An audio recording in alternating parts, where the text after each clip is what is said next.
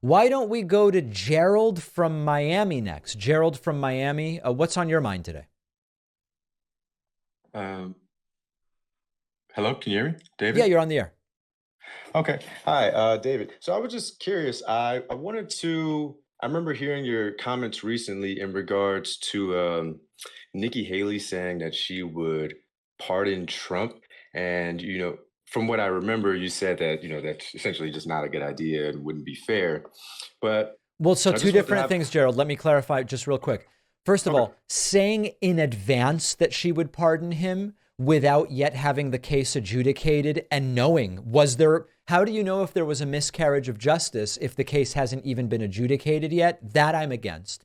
And in Okay. general, the idea of just pardoning former presidents because of who they are sends the wrong message. It destroys trust in the rule of law. And I'm against it for a lot of different reasons.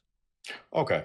Okay. Well, thank you for clarifying. I Yeah. apologize if I misrepresented your statements. No, not at all. But so it's in my opinion, it feels like it's kind of like a double-edged sword. And the reason why I say that is because I think back, given how polarizing of a figure Donald Trump is, and seeing as how the events of January 6th, and that was just caused by, him just telling lies and stuff like that about the election.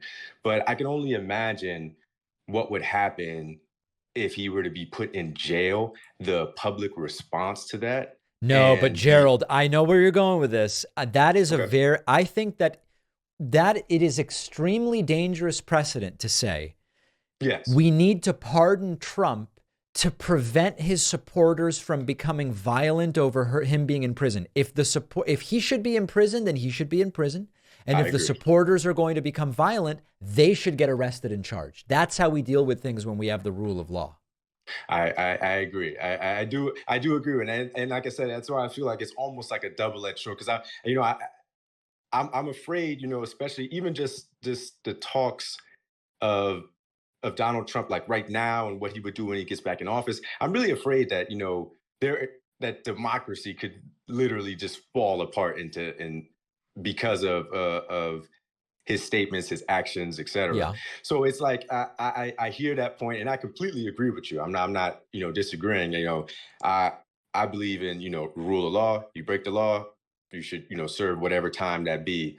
But it's just I just also see that other side. It brings it's kind of like scary to a certain extent. So I would just want to present that sort of like view, and I just want to get your opinion on it and just sort of have that discussion. That's all.